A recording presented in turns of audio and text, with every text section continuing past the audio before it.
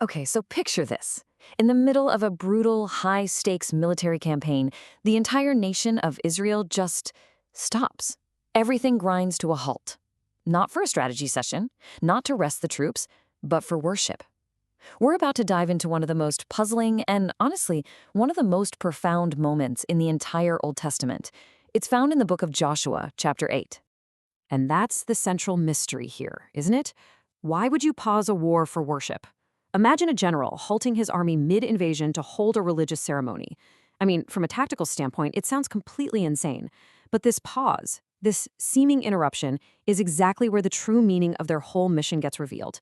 It makes us ask, what could possibly be more important than winning the war?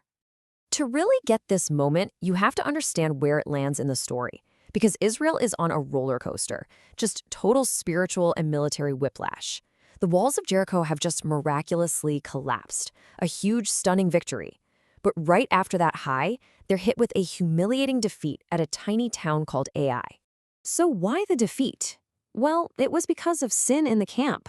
A man named Achan secretly kept some forbidden plunder, and his private sin brought public disaster. Once they dealt with that sin, Israel goes back to Ai, and this time, they're victorious.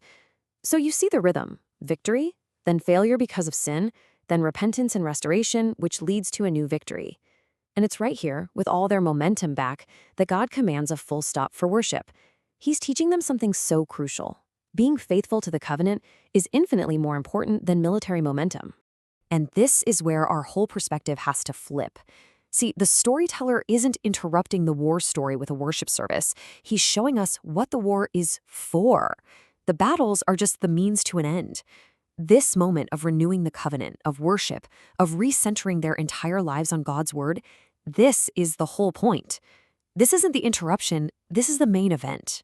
Now, what's so fascinating is that this ceremony wasn't Joshua's idea. He wasn't just winging it. He was actually fulfilling a very specific command that Moses had given a whole generation earlier, before they'd even set foot in the Promised Land.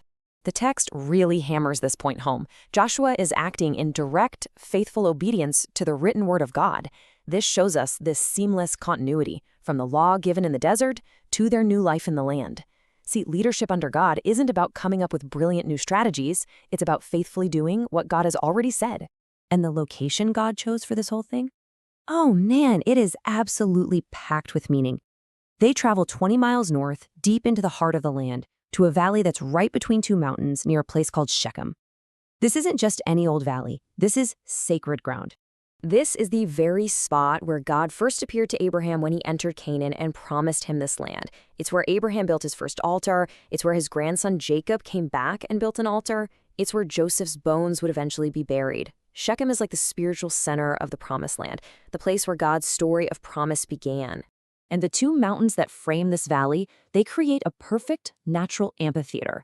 On one side, you have Mount Gerizim, the mountain of blessing, and is greener, more fertile. On the other side is Mount Ebal, the mountain of the curse, and it's starker, more barren. The landscape itself is preaching a sermon before anyone even opens their mouth. It's life and blessing, or death and curse. The choice is literally set before them in stone and soil. Now let's move to the ceremony itself, because every detail is just drenched in meaning. First, Joshua builds an altar, but the instructions are super specific. It has to be made of natural, uncut stones. So why is that a big deal? Well, the rule was that no tool was supposed to touch these stones. To shape a stone with a chisel is basically to say, what God provided isn't quite good enough. I need to improve it. I need to add my touch. An altar of uncut stones is a living parable of grace. It declares that our meeting place with God is built from His provision, not our performance. Salvation is a gift we receive, not a project we construct. And on this altar of grace, they offer two kinds of sacrifices. First is the burnt offering, which was completely consumed by fire. It symbolized total surrender and making things right, atonement for sin. Then came the peace offering. This was a shared meal, a celebration of fellowship and communion with God. And this order is so brilliant because it perfectly illustrates our faith. First, atonement makes us right with God. Then, and only then, can we actually enjoy fellowship with Him. The cross has to come before the communion table. All right, now we get to the most startling, the most theologically explosive detail in this entire story, a detail that unlocks everything. The altar of grace, this place of atonement and fellowship, It is not built on the mountain of blessing, it's built on Mount Ebal, the mountain of the curse. Why? Why would you do that? Why put the remedy in the place of the disease?